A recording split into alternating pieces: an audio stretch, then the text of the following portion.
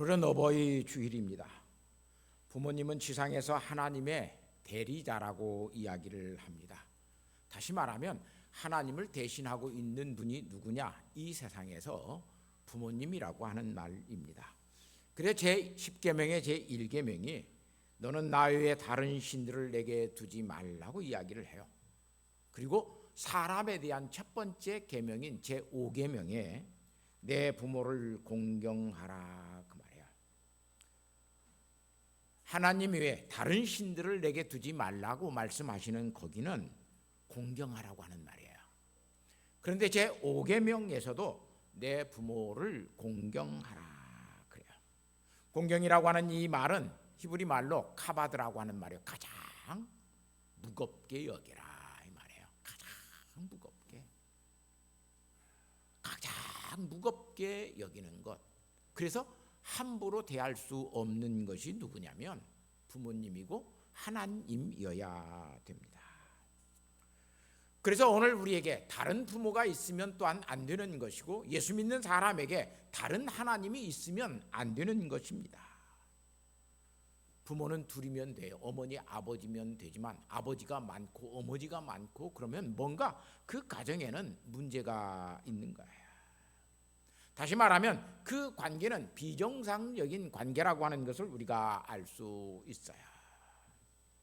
그래서 10계명의 제1계명에 짝 해서 제5계명에서 인간에게 주시는 첫 번째 계명이 내 부모를 공경하라 그 말이에요. 왜? 하나님의 대리자로서 오늘 우리에게 부모가 있기 때문에 그래요. 눈에 보이는 부모도 공경하지 못하면서 눈에 보이지 않는 하나님을 공경한다라고 하는 것은 거짓말이죠. 그래서 레위기 19장 3절 말씀에 너희 각 사람은 부모를 경유하고 나의 안식일을 지키라. 나는 너희의 하나님이라 그래요. 부모를 공경하고 하나님을 예배하라고 하는 거예요.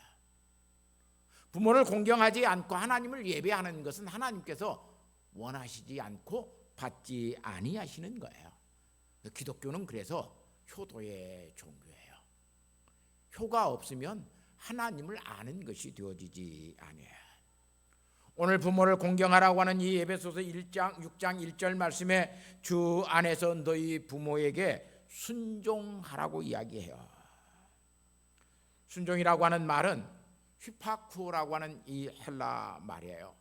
어머니 아버지의 말을 잘 들어라, 청종하라고 하는 말이에요. 이렇게 말을 하니까 좀 어렵죠. 좀 쉽게 이야기하면 어머니 아버지의 말에 너희가 말대꾸하지 말라 이 말이에요. 말대꾸한다라고 하는 건 말대꾸하지 말라. 좀 점잖하게 이야기하면 어머니 아버지가 말하는 말에 토 달지 말라고 하는 말이에요. 그것이 옳다라고 이야기해요. 디카이오스, 그것이 옳은 것이다. 오늘 우리가 하나님 앞에서 믿음으로 사는 사람은 부모에게 말대꾸하지 않고 토달지 않고 그렇게 하나님 어머니 아버지의 말을 잘 청종하면서 사는 것이라고 이야기를 해요. 그래서 부모에게 자녀들을 노엽게 하지 말라고 하는 말을 하는 거예요. 4절에 부모들아 아비들아 너희 자녀를 노엽게 하지 말라. 자녀들이 노엽게 되면 화가 치밀어 오르면 부모에게 말대꾸를 하고 부모의 말에 토를 달고 부모의 말에 역행하여서 사는 것을 볼 수 있어요. 그래서 부모로서 먼저 책임져야 할 것은 자녀들이 부모의 말에 토달지 않도록 자녀를 노엽게 하지 말라. 지난 주일에 자녀들이 부모에게 토를 달고 노엽게 되는 것이 뭐냐면 강요하고 비교하는 것이라고 그랬어요. 그 강요가 자녀들에게 억지를 부리는 것이죠. 부모가 자녀에게 억지를 부리는 것이 강요예요. 이렇게 되라고 이야기를 해요. 너는 왜 누구만도 못하냐고 그렇게 이야기를 해요. 얼마나 그게 억울한 일인지 몰라요. 지금 여기 철쭉꽃이 있는데 이 철쭉꽃 보고 너는 왜 이 난이 되지 못하느냐, 너는 왜 이런 색깔이 되지 못하느냐라고 이야기를 하면 저 철쭉꽃은 굉장히 지금 억울한 거예요. 그런데 부모들은 자녀들에게 종종 그렇게 비교하고 강요해서 억지스러운 이야기들을 해요. 그렇게 이야기를 하니까 자녀들은 부모를 뭘로 생각하냐면 나쁜 말로 꼰대라고 이야기를 해요. 이상스러운 비교를 하고 이상스럽게 강요하기 때문에 그래요. 우리는 그런 비교가 당연한 것인 줄 알아요. 여러분, 토끼와 거북이가 경주를 하면 누가 이깁니까? 토끼가 이겨요. 그런데 토끼와 거북이가 경주하는 그것이 그게 정말로 옳은 경주냐 이 말이에요. 토끼는 땅에서 사는 짐승이에요. 거북이는 바다에서 사는 짐승이에요. 그런데 땅에서 둘이 경주를 해요. 바다에서 경주를 한다고 하면 토끼는 빠져 죽어요. 거북이를 절대로 이길 수가 없어요. 그런데 토끼와 거북이를 땅에서 경주를 시켜요. 그리고 거북이가 이겼다고 그래요. 절대로 토끼는 거북이를 이길 수가 없어요. 그런데 거북이가 이겼다라고 그래요. 왜? 토끼가 잠을 잤거든요. 잠을 자버리니까 열심히 따복따복 성실하게 느리게 걸어갔지만 이 거북이가 결국은 이겼다라고 하는 동화를 만들어 놓고 오늘 우리는 성실함이, 거북이 같은 성실함이 토끼의 교만함을 이길 수 있다라고 하는 교훈을 거기에서 끌어내요. 만일 토끼가 자지 아니했더라면 거북이는 절대로 토끼를 이길 수가 없어요. 토끼가 자지 아니하고 있는데 거북이가 토끼보다 더 빨리 뛰어서 토끼를 이겼다. 그러면 그건 이상한 것이 되는 거예요. 만일 그렇게 해서 거북이가 토끼를 이겼다라고 그러면 우리는 뭐라고 그래요? 말세다 그래요. 어떻게 거북이가 토끼를 이길 수 있느냐? 말세라고 그래요. 아마 그런 거북이가 있다고 그러면, 토끼보다 빨리 뛰는 거북이가 있다고 그러면 그건 돌연변이라고 해서 사람들이 그를 때려잡을는지 몰라요. 우리는 사실상 이상스럽게 비교하고 비교하지 아니할 것 가지고 비교를 하고 살아가요. 그런 비교가 부모의 욕심 속에서 나와요. 내 아들은 뭐든지 잘하고 1등하는 아들이 되었으면 좋겠어요. 공부도 잘하고 운동도 잘하고 모든 것을 잘하는 게 부모의 욕심이에요.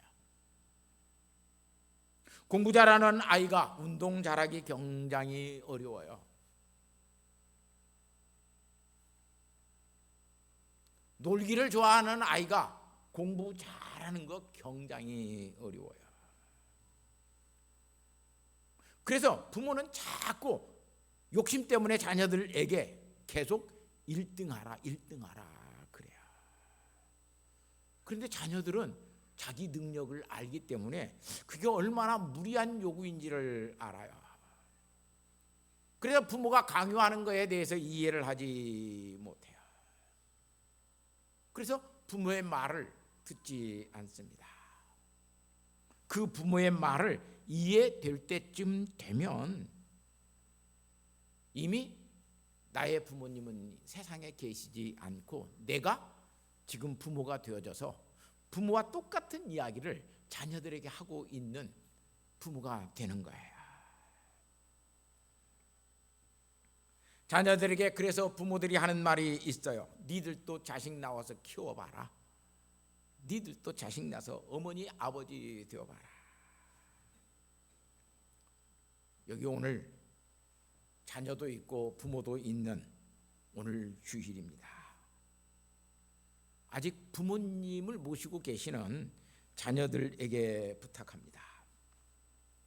부모의 감정 상하게 했다고, 부모가 나의 감정을 좀 상하게 했다고 부모에게 대들지 마세요. 그거 평생 후회합니다. 지금도 제 마음속에 걸리는 것이 있어요. 어려서부터 제 아버님은 저보고 계속해서 목사가 되라고 그랬어요. 근데 살아가면서 보니까 목사가 별거 아니더라고요. 지금은 그러지 않지만 옛날 목사님들은 장로님에게 뺨 맞는 목사도 있고 집사들에게 멱살 잡히는 목사들도 있었어요. 저는 그런 걸 봤어요. 그런데 목사를 되라고 그러니 목사 되고 싶은 생각이 별로 없어요. 근데 계속해서 저희 아버님은 나보고 끈떡만 하면 너는 목사 돼야 된다, 목사 돼야 된다. 그게 얼마나 사춘기에 들어서면서 제 마음에 반항심을 갖게 했는지 몰라요. 그래서 제 친구인 목사님 아들, 여러분들도 아시는 분은 알 거예요. 우리 교회에 있었던 이길승 목사님의 아들 태봉이가 저하고 중학교 동창이에요. 얼마 전에 그 친구도 하나님의 나라에 갔어요. 제가 거기에 가서 그 친구에 대한 조사를 읽어줬어요. 그 조사를 읽고 감동이 있다고 그 자녀들이 다시 그 조사문을 목사님 써서 저를 주세요 라고 해서 그 조사를 주었어요. 그때 이길승 목사님도 여기에서 이 교회에서 심우하시면서 집사들에게 끌려고 장로들에게 끌려서 전주 초등학교에 가서 질질 끌려가서 나무에다 묶어지는 그런 참상을 겪었어요. 그것을 누가 봤어요? 아들 이태봉 목사가 봤어요. 제 친구가 봤어요. 그리고 제게 그렇게 이야기했어요. 죽이고 싶다 그들을. 그러죠. 죽이고 싶지요. 그래서 우리는 굳게 손을 잡고 맹세를 했어요. 어떻게? 우리는 절대로 뭔 되지 말자? 목사는 되지 말자. 이렇게 맹세를 했어요. 그리고 저도 목사가 됐고 나중에 이태봉 목사도 또 목사가 됐더라고요. 그리고 캐나다에 선교사로 가서 공원에서 어떻게 실족해서 거기서 순교했어요. 그렇게 도원결의 같은 결의를 맺었어요. 그래서 아버지가 제게 목사가 되라고 하면 저는 심하게 반발을 했어요. 지금도 그 마음이 말이 아버지한테 걸려 있어요. 제가 아버지 돌아가실 때 내가 아버지 잘못했어요 라고 이야기를 했어야 되는데 그 말을 못해서 아버지를 생각할 때마다 여기까지 딱 막히는 말이 있어요. 그게 뭐냐면 아버지가 목사 되라고 그러면 나는 머리 깎고 중들 거예요. 그 뒤로부터 아버지는 내게 목사 되라는 말을 잘 하지 아니하셨지만 저는 그 말이 지금도 마음에 걸려 있어요. 전주병원에 입원해 계셨을 때 차도도 없고 그래서 이제 요양병원으로 가려고 하셨을 때에 제 아내하고 제가 병원에 갔어요. 그랬더니 아버님이 이제는 더 이상 오래 계시지 아니할 것 같은 생각이 들으셨던지 내 손을 잡고 제 아내의 손을 잡고 희원아 민수가 그렇게 부르셨어요. 그리고 네가 내 아들이라고 하는 것, 민숙이 네가 내 며느리라고 하는 것이 아버지는 참 자랑스럽다 그렇게 말씀을 하셨어요. 뭐 제가 자랑스러운 아들이 아니잖아요. 그때 아버지 제가 잘못했어요. 중학교 때 아버지한테 그렇게 말한 거 아버지 잘못했. 그렇게 좀 했었으면 좋을 판인데 제가 그 말을 못했어요. 그리고 아버지는 돌아가셨어요. 왜 내가 그렇게 아버지의 말에 토를 달았을까? 지금까지 마음에 걸려 있는 거예요. 어머니 아버지가 나를 좀 화나게 한다고 해서 자녀들 절대로 부모님 말에 토달지 마세요. 평생 두고 후회하는 것이 그거예요. 그냥 어머니 아버지 말에 예하세요. 그렇게 하지 아니할 망정 예라고 하면 그게 효도인 거예요. 부모님은 알고 있어요. 할미꽃에게 너 장미꽃 되라고 해서 장미꽃 되는 것 아니라고 하는 것 알고 있어요. 그래도 장미꽃에게 너 할매꽃에게 너 장미꽃 되라고 하면 그냥 할미꽃이 예라고 하면 그것으로 부모는 기쁘고 즐거운 거예요. 그렇게 예라고 대답해 주면 고맙다고 느끼는 거예요. 그게 참 효도예요. 피아노와 멜로디언을 비교한다고 해서 멜로디언이 피아노 되지 않습니다. 모든 부모는 자녀들이 다 피아노였으면 좋겠지만, 그래서 멜로디언이라고 하는 자녀에게 너는 피아노 되라 그렇게 말을 하지만, 그 멜로디언이 그렇게 부모가 말한다고 해서 피아노 되는 건 아니에요. 사실 내가 너에게 이렇게 말하는 것은 부모의 욕심이라고 하는 것을 부모가 잘 알고 있어요. 달맞이 꽃이 해바라기 꽃이 될 수 없잖아요. 부모의 욕심이 자녀들에게 그렇게 강요하고 비교해도, 그래서 그것이 부모들의 자녀들의 마음속에 아픔이 되고 어떤 반발심을 가지게 할지라도 정말 예라고 대답해 주면 그것이 부모에게 효도하는 거야. 그렇게 예라고 대답했을 때 부모는 내 욕심이다. 부모는 그렇게 다시 알아들어요. 왜냐하면 부모라고 하는 부모는 자녀에 대한 욕심의 기준이 높아요. 100명에서 1등 했으면 1000명에서 1등 하기를 원하는 거예요. 1000명에서 1등 했으면 10,000명에서 1등 하기를 원하는 것이 부모의 욕심이에요. 그래서 부모는 기준은 높지만 자녀를 보는 마음의 깊이는 얇아요. 욕심 때문에. 그 높은 기준 때문에 부모는 깊지 않는 마음을 가지고 자녀들을 강요하고 자녀들을 닥달할 때가 있어요. 자녀들을 자기 자신의 높이와 깊이로 재단하려고 할 때가 너무나 많죠. 그런데 그런 것 때문에 자녀들이 반발하면 부모의 마음도 상해요. 그냥 예라고 대접해 주면 부모가 알아요. 속된 말로 호박에 줄 긋는다고 수박 되는 것 아니지 않습니까? 내 아들의 내 능력이 이것밖에 안 되는데 내 아들의 능력이 그 능력 되지 못한다라고 하는 거 알아요. 평생 어디에서 1등 한 번도 하지 않았는데 갑자기 내 아들 보고 1등 하라고 하는 부모의 욕심이 얼마나 과하다는 것도 알아요. 사실 부모와 자녀의 싸움은 서로 다른 기준 때문에 싸우는 기준의 싸움입니다. 서로의 마음으로, 그래서 기준은 있지만 마음의 깊이들을 서로 모르고 살아요.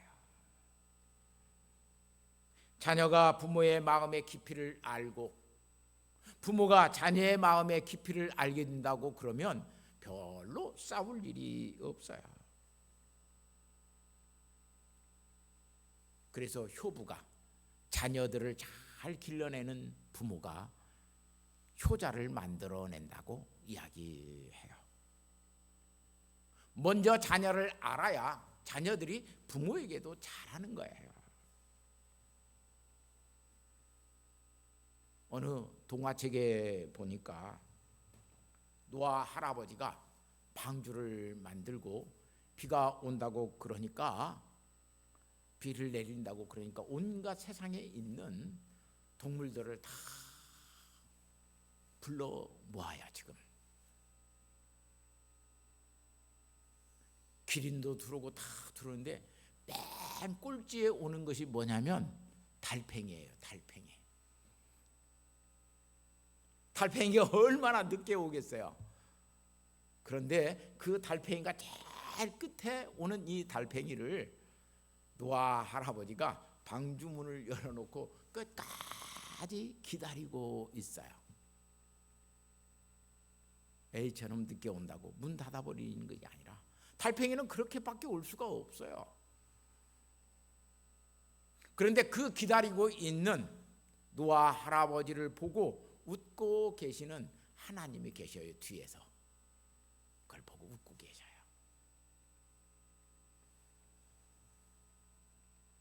기준이라고 하는 것은 다 달라요. 내가 기준이 되는 것이 문제지요. 나를 기준해서 모든 것들을 기준 잡으려고 하는 데가 그게 문제예요. 내 욕심으로 기준을 삼아 놓으면 모든 것들이 망가지기 시작해요. 초가지붕에 걸려있는 둥그런 호박이 내가 보름달이 되어야 되겠다라고 이야기를 하면 그게 보름달이 되겠습니까? 호박과 보름달을 비교하는 것 자체가 잘못이고, 너는 지붕에 있으니 가끔 지붕에 떠오르는 보름달이 되라고 호박에게 계속 보름달이 되라고 요구하는 그 강요가 잘못된 것임을 오늘 우리는 알 수 있어요. 이런 비교와 강요가 잘못되면 마음속에는 항상 분노가 표출이 돼요. 그리고 그 분노는 시기심이 되게 만들어요. 분노는 감정적인 거라면 시기심은 지속적인 거예요. 계속해서 시기해요. 사람의 비극은 불행을 비교할 수 없는 것으로 비교하는 데 있어요. 우리는 종종 안 되는 것도 되게 하라고 하는 이상스러운 신념을 갖고 있어요. 노력으로 되어지는 것이 있지만 노력해도 안 되는 것이 있어요. 잘못된 가치관 때문에 사람들은 망가지는 것을 볼 수 있어요. 인간의 비극이 어디에 있었어요? 인간과 하나님을 비교한 데서 있어요. 아담과 하와의 비극은 하나님과 자기 자신들을 비교했어요. 그래서 내가 하나님 되었으면 좋겠다라는 거예요. 사랑하는 성도 여러분, 자식들 절대로 비교하지 마세요. 자식을 비교하는 순간 자식들도 부모들을 비교해요. 너는 왜 판검사가 되지 못했느냐? 그렇게 이야기하면 그 판검사 된 누구를 비교하면 부모들은 이야기해요. 그 집같이 우리 집이 그렇게 해주냐? 엄마 아빠가 그렇게 해주냐? 그렇게 비교하기 시작해요. 사람에게는 누구나 비교할 수 없는, 비교되어서도 안 되는 개성이 있어요. 그런데 비교해서 똑같이 그 사람이 되려고 이야기하면 사람은 개성을 잃어버려요. 그래서 나다움, 자기다움 이거 잃어버리게 돼요. 부모다움이라고 하는 것 있어야 돼요. 내 아들에게 있어서 나의 가장 부모다움, 아버지, 어머니다움이 어디에 있는가? 강요하고 비교하기 시작하면 그것은 잃어버리기 시작해요. 우리 자녀들에게 부탁합니다. 부모가 강요하고 비교하여도 화내지 맙시다. 부모는 기준의 높이를 가지고 우리를 비교합니다. 그렇게 되라고 요구합니다. 그렇게 부모님이 말을 해도 여러분의 마음의 깊이 속에서 그것을 잘 소화해내서 이해라고 대답하고 그렇게 살아가면 그건 이기는 사람이 되는 거예요. 그런데 그런 비교와 강요가 되어지면 우리는 부모의 말에 토를 달습니다. 언제 아버지가 어머니가 그렇게 해주었냐고 부모를 탓합니다. 시편 139편 14절 말씀에 이렇게 고백합니다. 비교하지 않고 하나님의 은혜 속에서 자기의 자기다움을 알고 믿음으로 사는 사람의 고백입니다. 내가 주께 감사하오면 나를 지으심이 심히 기묘하심이라. 주께서 하시는 일이 기이함은 내 영혼이 잘 아나나이다. 얼마나 하나님이 나를 기묘하게 지어놓으셨는지.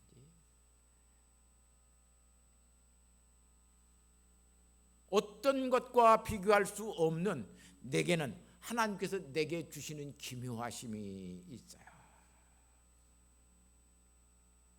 누구와가도 비교할 수가 없어요. 마음의 깊이를 아는 사람은 그래서 어떤 것에서도 비교와 강요를 이겨갈 수 있어요. 우리 자녀들, 부모는 어쩔 수 없이 살아보니까 이렇게 사는 것보다는 저렇게 사는 것이 낫고 행복하다라고 하는 것을 알기 때문에 자녀들에게 강요하고 비교합니다. 내가 살아보니까 그게 아니더라, 그거예요. 내가 살아보니까 공부하지 않고는 훌륭한 사람 되지 못하더라. 그러니 공부하라 하는 거예요. 부모들도 학교 다닐 때 그렇게 공부 열심히 하지 아니했어요. 그런데 계속해서 자녀들에게 공부하라고 하는 것은 공부하지 않고는 사회 속에 나가서 그렇게 훌륭하게 좋은 일들을 인간답게 모든 것들을 잘하고 살 수 있는 별로의 기회가 별로 없어요. 그런 부모의 이 기준 때문에 자녀들은 종종 그 기준이 너무 높아서 내 능력은 이것밖에 안 되는데 부모는 더 높은 기준을 요구할 때 자녀의 마음에 깊이를 잃어버립니다. 그리고 반항하기를 시작합니다. 그리고 엇나가기를 시작합니다. 사랑하는 성도 여러분, 특별히 어린 아이를 키우고 있는 우리 자녀된 부모된 우리 부모님들,